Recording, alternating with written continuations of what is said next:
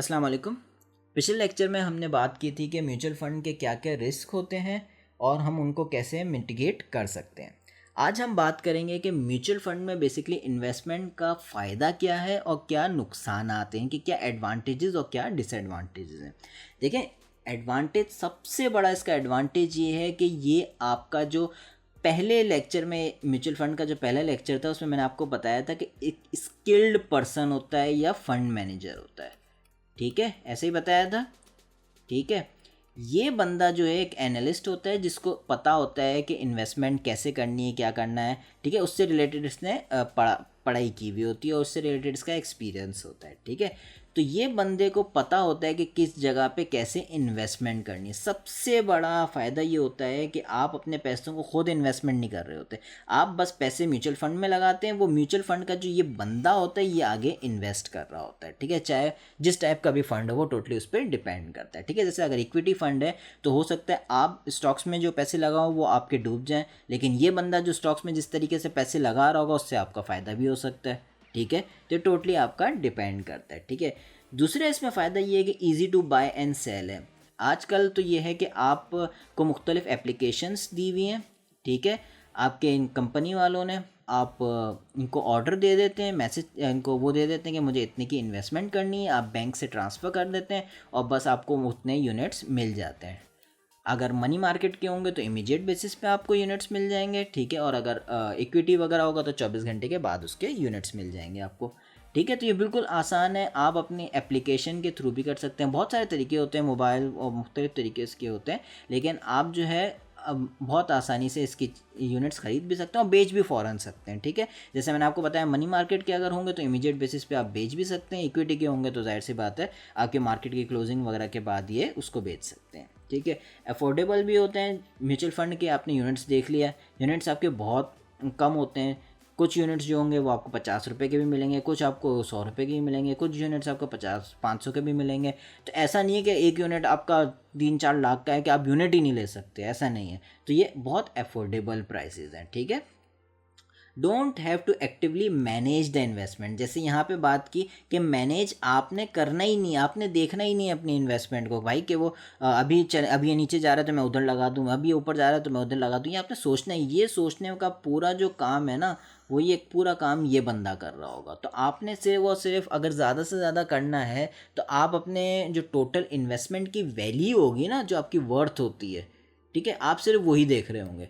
Backend पे जो भी उस पैसों का हो रहा होगा वो सब चीज़ें ये बंदा देख रहा होगा। ठीक है, इसकी टेंशन लेने की आपको ज़रूरत नहीं है। और फाइनल हमारे पास एडवांटेज क्या है, provide diversification by investing in various instruments. ये मैं आप लोगों को पहले भी बता चुका हूँ कि ये ज़रूरी नहीं है कि एक ही जगह इन्वेस्टमेंट करो। जैसे अगर इक्विटी फंड हो तो वो अपने पसंद के, फॉर एग्जांपल कुछ जो है वो पैसा जो है वो आईटी सेक्टर में लगा रहा हो, कुछ जो है वो आपका ये ऑयल एंड गैस में लगा रहा हो, कुछ जो है वो आपका फर्टिलाइज़र में लगा रहा हो। ठीक है, कुछ जो है वो आपका सीमेंट सेक्टर में लगा रहा हो।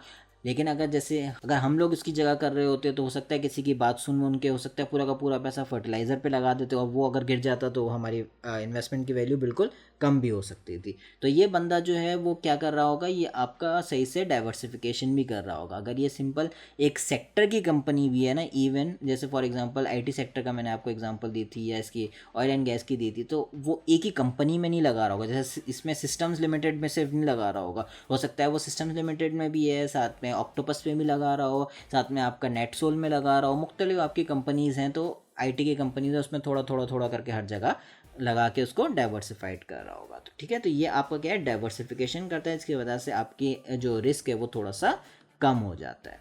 ठीक है, अब इसके हम डिसएडवांटेजेस देख लेते हैं। जैसे मैंने आपको पहले ही बताया था कि फ़ंड के सिलेक्शन के लिए one of the most important चीज़ आपकी ये होती है front end and back end load charges. ये फ़ीस आपको लाजमी देखनी है। ठीक है, कुछ आपके जो फॉर एग्ज़ाम्पल अगर आप अक्सर देखेंगे, आप दो कंपनीज़ को कंपेयर करेंगे, ये आपकी दो कंपनीज़ हैं। ठीक है, दोनों की एक मनी मार्केट फ़ंड है। फॉर एग्ज़ाम्पल एक जो है वो आपसे जस्ट फॉर एग्जांपल 0.5% चार्ज कर रहा होगा, तो दूसरा हो सकता है आपसे 2% चार्ज कर रहा होगा। ठीक है, हो सकता है इसका रिटर्न जो है वो बहुत अच्छा हो एज़ कम्पेयर टू दिस। अगर ये केस है तो आपको रिटर्न भी उसके हिसाब से पर्सपेक्टिव से देखना होगा। लेकिन अगर ऐसा नहीं है, आप देख रहे हैं कि रिटर्न में भी ज़्यादा फ़र्क नहीं हो, ये इतना ज़्यादा चार्ज कर रहा है, तो एक ऑब्वियस बात है आप इसमें इन्वेस्टमेंट क्यों करेंगे। आप इसमें नहीं बल्कि इसमें इन्वेस्टमेंट करेंगे जो आपसे कम फीस ले रहा है। ठीक है। Taxes on dividend and capital gain. देखें, जैसे मैंने आपको पहले लेक्चर में बताया था कि आपकी जो पैसा आपको मिलता है वो either in form of dividends होता है और कैपिटल गेन्स होता है, लेकिन इन दोनों पे आपके टैक्सेस कटते हैं। ठीक है। तो टैक्सेस तो हर जगह पे कटते हैं, आपके इन्वेस्टमेंट्स वगैरह पे कटते हैं, लेकिन ये है कि आपको देखना पड़ता है। जैसे अभी जो आपका एज पर द न्यू आपके रूल्स आपका जो ये है, इस पर तकरीबन 25% आपका टैक्स कट रहा है for both filers and non filers. तो आप ये देख रहे हैं कि अगर आप फॉर एग्जांपल 100 रुपये कमा रहे हैं तो 25% आपका टैक्स कट रहा है उसके अंदर।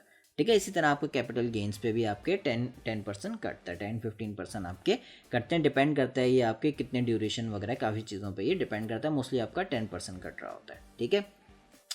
तो ये आपका एक मसला है टैक्सेस का। ठीक है। आपकी जो रिटर्न है वो कम हो जाता है। No control over investment decision, ये भी एक है, आपका कोई कंट्रोल नहीं होता। एक दफ़ा अगर आपने इक्विटी फंड्स में आपने अगर इन्वेस्टमेंट कर दिया, इक्विटी म्यूचुअल फंड में आपने अगर पैसे दे दिए, तो अब ये फंड मैनेजर का काम है कि वो किधर इन्वेस्टमेंट करे।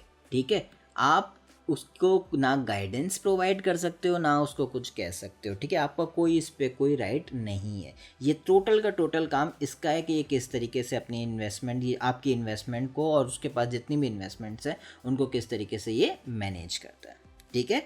तो चलें यहाँ पे इस लेक्चर को ख़त्म करते हैं। हमने देख लिया कि इसके क्या क्या एडवांटेजेस हैं और क्या क्या डिसएडवांटेजेस हैं। वैसे जितने एडवांटेजेस हैं, आई डोंट थिंक सो हमें डिसएडवांटेज को देखना चाहिए। हमें बस थोड़ी बहुत चीज़ों का ख्याल रखना चाहिए ताकि हम अच्छे से अच्छा हम इस पर रिटर्न ले सकें। और एक सबसे बड़ा बेनिफिट ये है कि इसका as compare to stock market and other investments, इसका जो आपका रिस्क फैक्टर है वो काफ़ी कम होता है।